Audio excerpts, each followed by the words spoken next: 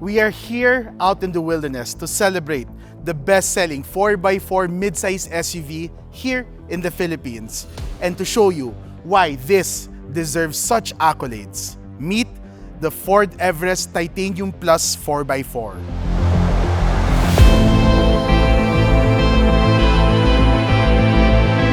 To understand the greatness of the Ford Everest Titanium Plus 4x4, we have to go through a brief history of its segment, the midsize SUV. SUV stands for Sports Utility Vehicle, with sport referring to off-road and adventure, while utility was referred to cargo space and of course 4x4 capability.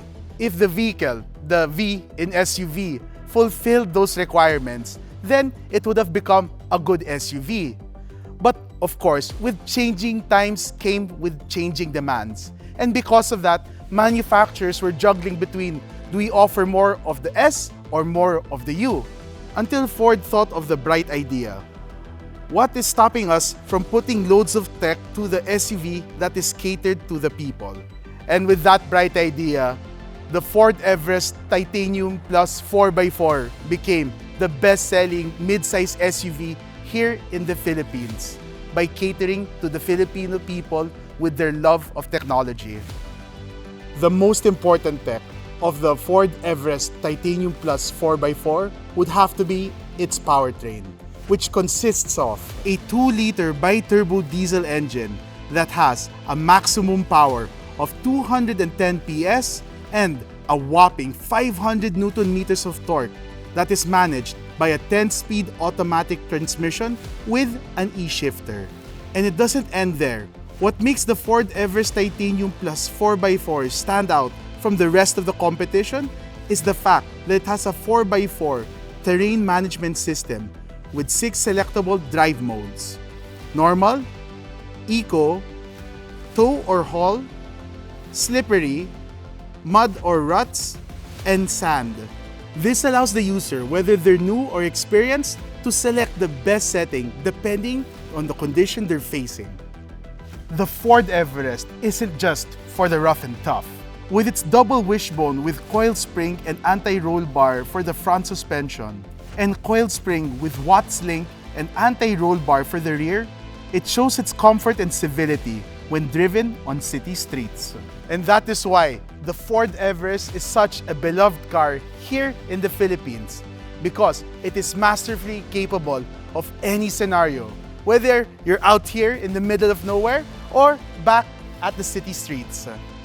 Another reason why the Ford Everest Titanium Plus 4x4 is the best in its class is because of its undeniable presence. The Ford Everest, especially in the Titanium Plus variant, has an undeniable commanding presence that may as well be the blueprint of a sturdy SUV. At the front, its front fascia consists of a matrix LED with adaptive front lighting system and adaptive glare-free and auto headlamp, C-clamp LED daytime running lights, and LED fog lights. There are also puddle lamps on the side that help passengers see their surroundings in low light conditions. And of course, at the back, you have LED signature tail lamps and a power lift gate that gives you a trunk space of 259 liters, cargo space of 898 liters with the third row power seats down, and a cargo space of 1,800 liters with the second and third row down. Inside the Ford Everest Titanium Plus 4x4 is a design that is equal parts built and beautiful. It is truly a design that makes other mid-size SUVs jealous. The highlight of the dashboard is also the Q that Ford truly added as much tech to the Everest as possible. With a 12.4-inch color information display on the cluster in front of the driver, and a 12-inch colored portrait touchscreen Sync 4A infotainment system with wireless Apple CarPlay and wireless Android Auto. It also comes with black leather and synthetic leather seats. Power 8-way driver and passenger seat adjust, dual-zone climate control air conditioning with second-row air conditioning, 12-volt power socket, and 230-volt 400-watt inverter. auto-dimming rear view mirror with USB port, ambient lighting, and of course, the keyless entry with push start button. As for safety and security, it's going to be a long list, so I'm going to put it here on the side for you to look at.